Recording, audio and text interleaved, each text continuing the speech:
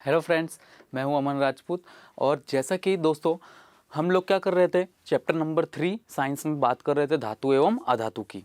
दोस्तों last time हमने क्या डिस्कस किया था? लास्ट टाइम हमने रासायनिक प्रकार के अंदर होने वाली 4 अभिक्रियाओं में से 2 अभिक्रियाओं का डिस्कशन किया था, जिसके अंदर हम लोग रासायनिक अभिक्रिया किसकी पढ़ रहे थे? धातुओं की। साथ ही साथ में जहाँ पर अधातु आ रही थी हमने उसका भी डिस्कशन किया था। 2 अभिक्रियाएं, धातु की ऑक्सीजन के साथ अभिक्रिया और सेकंड वन भी हमने अभिक्रिया देखी थी। क्लियर?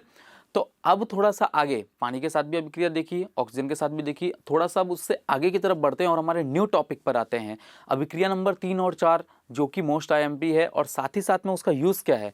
सक्रियता श्रेणी, जो कि हमने सीखा हुआ है, उसका यूज यहाँ पर होने वाला है। किस तरीके से होगा, आज हम वो लोग उस टॉपिक के बारे में सीखेंगे और देखेंगे। तो आइए दोस्तों स्टार्ट करते हैं। टॉपिक नंबर 3, धातुओं की तनु अम्ल के साथ प्रक्रिया, स्टार्ट करते हैं।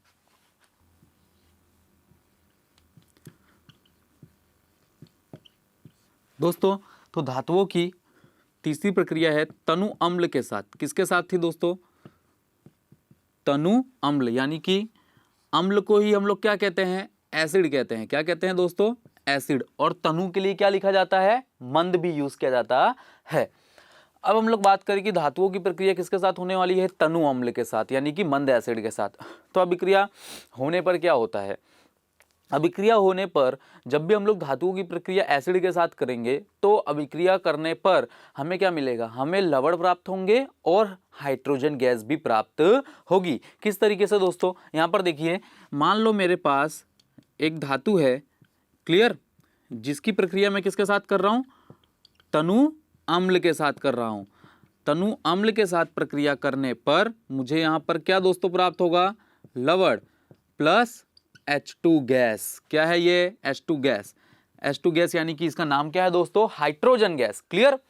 तो जब भी धातु की प्रक्रिया एसिड के साथ होगी तो लवण प्राप्त होगा और डायहाइड्रोजन गैस मुक्त होगी, वो भी हमें प्राप्त होगी। क्लियर? तो एग्जांपल से समझते दोस्तों, मान लो धातु के रूप में हमने क्या ले लिया? Mg यानी कि मैग्नीशियम। क्लियर?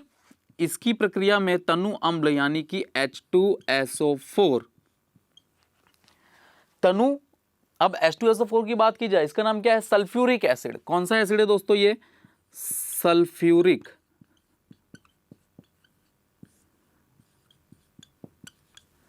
एसिड का राजा कहा जाता है। जिसे क्या कहा जाता है दोस्तों? एसिडों का राजा। यानी कि एसिड के अंदर सबसे जो प्रबल एसिड है वो कौन होता है? सल्फ्यूरिक एसिड होता है दोस्तों। ये बहुत ही डेंजरस है, बहुत ही सांद्र होता है। लेकिन यहां पर हम लोग बात कर रहे हैं तनु यानी मंद। तो ये मंद कैसे हो सकता है जब ये सबसे प्रबल है? तो दोस्तों अगर ये एसिड बहुत ही ज्यादा प्रबल है, सांद्र है, तो हम क्या कर सकते हैं? इसमें पानी की मात्रा को बढ़ाएंगे।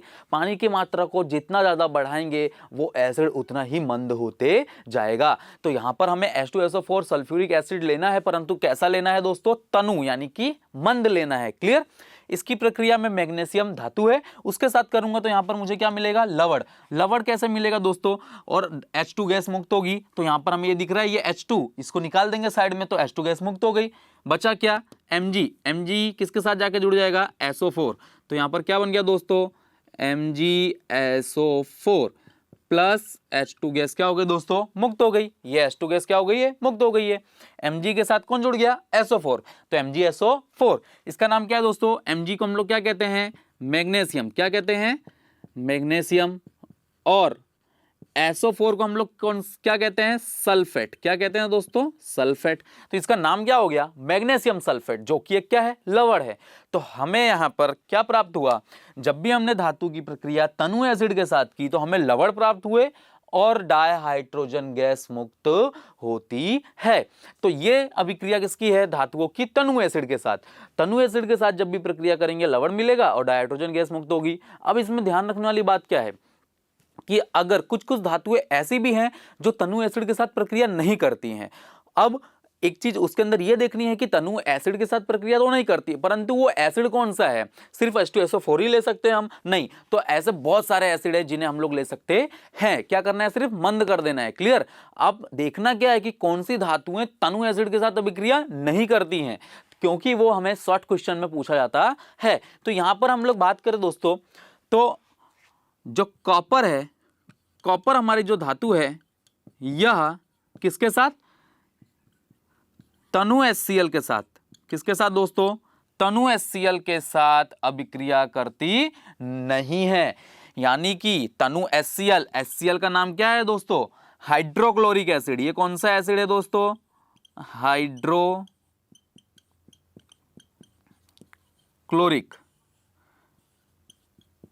एसिड। हाइड्रोक्लोरिक एसिड कौन सा दोस्तों, हाइड्रोक्लोरिक एसिड। क्लियर। तो ये हाइड्रोक्लोरिक जो एसिड है HCl है, ये तनु है, मंद मात्रा में है, लेकिन इसकी अभिक्रिया किसके साथ नहीं होती, कॉपर। जो कॉपर धातु है वो तनु HCl के साथ अभिक्रिया करता नहीं है।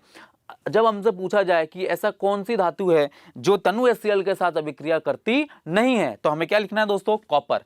Cu का नाम क्या था, कॉपर, जो हमने प्रीवियस लेक्चर में ऑलरेडी डिस्कस किया हुआ है। तो कॉपर जो है वो HCl के साथ अभिक्रिया करेगा नहीं। अब बात करें एक और एसिड की, तो एसिड कौन है वो, 3 एसिड नॉर्मली हम लोग यूज करते हैं, एक है HCl, एक है H2SO4 और तीसरा है HNO3। कौन सा है दोस्तों, HNO3। ये HNO3 का नाम क्या है, नाइट्रिक एसिड। क्या नाम है दोस्तों, नाइट्रिक एसिड।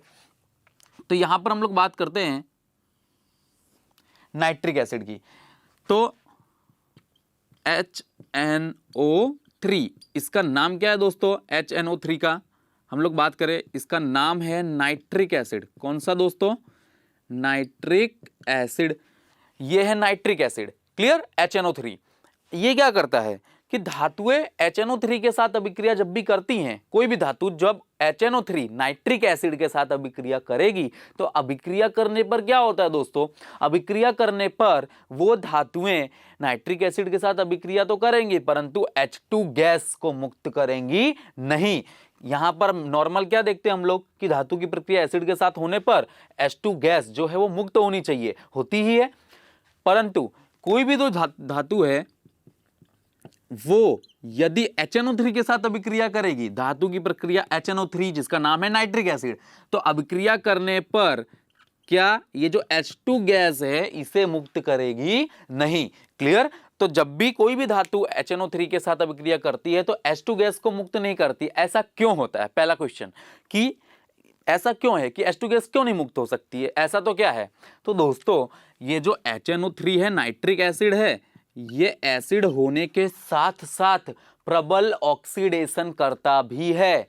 क्या है दोस्तों, प्रबल ऑक्सीडेशन करता, प्रबल ऑक्सीडेशन करता। क्या है दोस्तों, प्रबल ऑक्सीडेशन करता।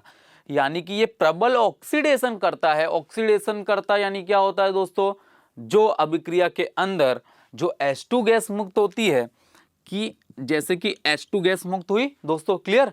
लेकिन ये ऑक्सीडेशन करता है, यानी ये क्या करेगा, H2 गैस को H2O में ऑक्सीकृत कर देगा, यानी परिवर्तित कर देगा। क्या कर देगा, ऑक्सीकृत। ऑक्सीकृत अर्थात क्या कि ऑक्सीडेशन करता ऑक्सीजन को जोड़ देगा। क्या कर देगा, जोड़ देगा। यानी कि ऐसा करता जो ऑक्सीडेशन अभिक्रिया की तरफ बढ़ावा दे रहा हो। क्लियर। तो HNO3 एसिड भी है, साथ ही साथ में प्रबल ऑक्सीडेशन करता होने की वजह से ये जो अभिक्रिया में H2 गैस मुक्त होती है उसमें क्या जोड़ देता है, पानी, यानी ऑक्सीजन जोड़ देता है। तो क्या बन जाता है, वो पानी बन जाता है, यानी ऑक्सीकृत हो गया। डाई हाइड्रोजन गैस को ऑक्सीकृत किया, अर्थात कि अभिक्रिया के अंदर ऑक्सीजन को ऐड कर दिया, तो वो हाइड्रोजन रहा नहीं। क्या बन चुका है, वो H2O, ऑक्सीजन जुड़ गया, तो क्या हो गया, ये पानी बन चुका है। क्या बन चुका है, पानी। तो जब भी HNO3 हम लोग अभिक्रिया में यूज करेंगे एसिड के रूप में, तो H2 गैस तो मुक्त होगी नहीं, उसके बदले में क्या मुक्त हो जाएगा, H2O, यानी कि पानी। क्योंकि HNO3 वो प्रबल ऑक्सीडेशन करता है, इसकी वजह से वो H2 को H2O में ऑक्सीकृत कर देता है, परिवर्तित कर देता है, जिसकी वजह से H2 का कोई भी वहां पे वजूद रह जाता नहीं है, गैस हमें प्राप्त होगी नहीं। क्लियर। तो ये पूरा का पूरा टॉपिक किसका था दोस्तों, हमारा धातुओं की तनु एसिड के साथ अभिक्रिया का। एक बार फटाफट रिवाइज कर लेते हैं। क्या है कि जब भी धातु की प्रक्रिया तनु अम्ल के साथ होगी, तनु यानी कि मंद, मंद कैसे करेंगे, जब हम लोग एसिड के अंदर पानी की मात्रा को बढ़ाएंगे। तो तनु एसिड के साथ प्रक्रिया करने पर हमें क्या प्राप्त होगा, लवण, साथ ही साथ में H2 गैस मुक्त होगी सामान्यतः किसी भी धातु के लिए। क्लियर।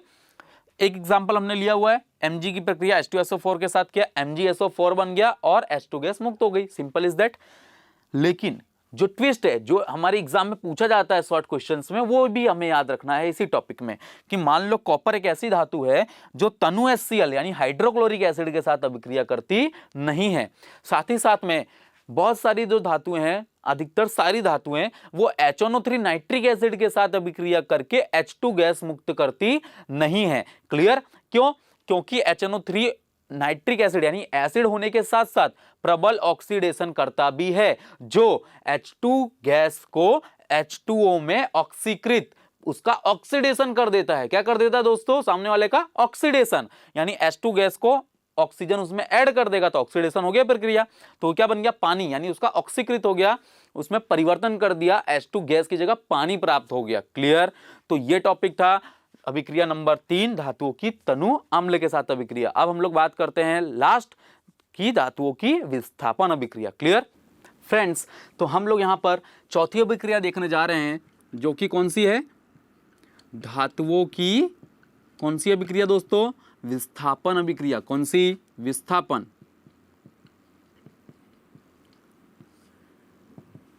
अब हमने तीसरी अभिक्रिया भी देख ली, और ये विस्थापन की बात करें तो विस्थापन क्या था? चैप्टर नंबर 1 में ऑलरेडी हमने डिस्कस किया हुआ है। वापस से एक बार मैं रिवाइज करा देता हूं। विस्थापन यानी कि क्या? विस्थापन अर्थात उस समय मैंने ये बताया था कि कोई एक सक्रिय धातु, क्लियर, दूसरा जो हमारे पास जलीय विलयन है उसमें रहे हुए कम सक्रिय धातु का विस्थापन कर देता है। क्लियर? ये हमने पढ़ा था, उसी को वापस से देखते हैं कि मान लो हमारे पास एक सक्रिय धातु है। क्या है? सक्रिय धातु, और उसके रूप में हमने क्या ले लिया? ए। मान लो ए एक कोई धातु है जो कि कैसी है? सक्रिय है। क्लियर? इसकी प्रक्रिया मैं किसके साथ कर रहा हूं?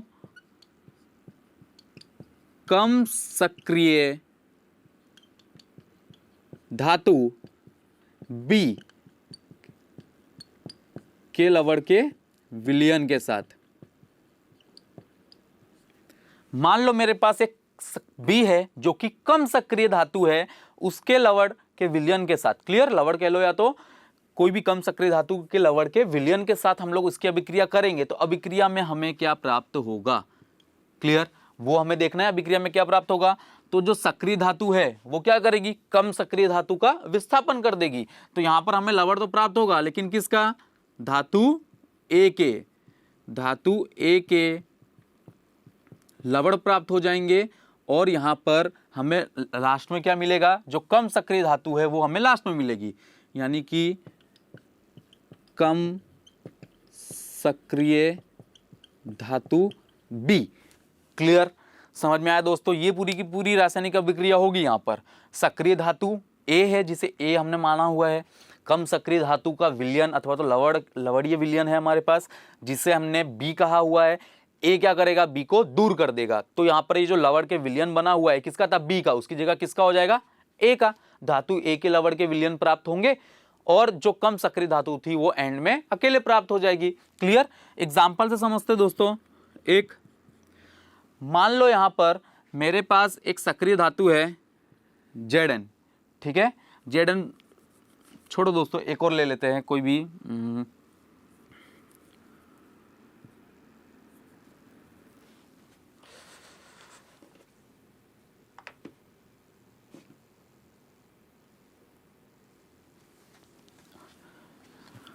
दोस्तों यहां पर हम लोग सक्रिय धातु ए के रूप में यहां पर Mg क्या ले रहे हैं? Mg यानी कि मैग्नीशियम, जिसकी प्रक्रिया में कम सक्रिय धातु के लवण के विलयन यानी कि CuSO4 के साथ कर रहा हूं। Cu यानी कि कॉपर, SO4 यानी सल्फेट। इसका नाम क्या हो गया दोस्तों? Copper sulphate. Mg यानी मैग्नीशियम। क्लियर? प्रक्रिया करने पर धातु ए के क्या प्राप्त होंगे? लवणीय विलयन। तो यहां पर क्या होगा? तो सबसे पहली चीज, ये मैग्नीशियम, ये कॉपर। क्लियर? ये सक्रिय है, कैसे पता चलेगा? ये कम सक्रिय है, कैसे पता चलेगा? तो सक्रियता श्रेणी हमें याद होनी चाहिए दोस्तों। उस वक्त क्या याद होनी चाहिए? सक्रियता श्रेणी की। अब सक्रियता श्रेणी की बात आ जाएगी तो दोस्तों इस तरह से हमने पूरी श्रेणी लिखी थी। ठीक है? देखिए, क्लियर? देखिए दोस्तों, पूरी श्रेणी नहीं लिखी है, थोड़ी सी लिखी हुई है। अब बात कर रहे हैं Mg की और कॉपर की। तो ध्यान से देखिए दोस्तों, Mg पहले आ रहा है यानी कॉपर से पहले, तो Mg क्या हुआ, प्रबल हुआ, और कॉपर क्या हुआ, कम प्रबल हुआ यानी निर्बल हुआ। ये सक्रिय हुआ, ये कम सक्रिय हुआ। क्योंकि Mg सक्रिय है इसलिए वो CO को दूर विस्थापित कर सकता है। समझ में आया दोस्तों क्यों सक्रियता श्रेणी हमने सीखी है, कि सबसे अधिक सक्रिय और सबसे कम सक्रिय वो तो हम जान लेंगे, परंतु बीच में से कोई भी दो तत्व हमें उठा के दे दिए तब हम लोग क्या करेंगे, पूरी की पूरी श्रेणी याद होनी चाहिए। अब ये श्रेणी कैसे याद रखोगे, नेक्स्ट टॉपिक अभी मैं वही क्लियर करता हूं कि पूरी की पूरी श्रेणी किस तरह से याद होनी चाहिए। फिलहाल ये देखिए कि Mg क्या है, मैग्नीशियम, जो कि अधिक सक्रिय है किसकी अपेक्षा में, कॉपर की अपेक्षा में। क्लियर, तो वो उसका क्या कर देगा, विस्थापन कर देगा। ठीक है, तो विस्थापन करने पर हमें क्या प्राप्त होगा वो ध्यान से देखिए। जब भी विस्थापन करेगा तो कॉपर क्या हो जाएगा, अलग हो जाएगा। Mg किसके साथ जाकर जुड़ जाएगा, SO4 के साथ। तो यहां पर हमें क्या मिलेगा, MgSO4 प्लस कॉपर अकेले का अकेला। देखिए MgSO4 के साथ जुड़ गया, ये A था तो A के लवड़ मिले हमें, यहां पर A का विलयन मिल गया, और ये जो B कम सक्रिय था वो अकेले का अकेला रह गया। क्लियर, समझ में आया दोस्तों।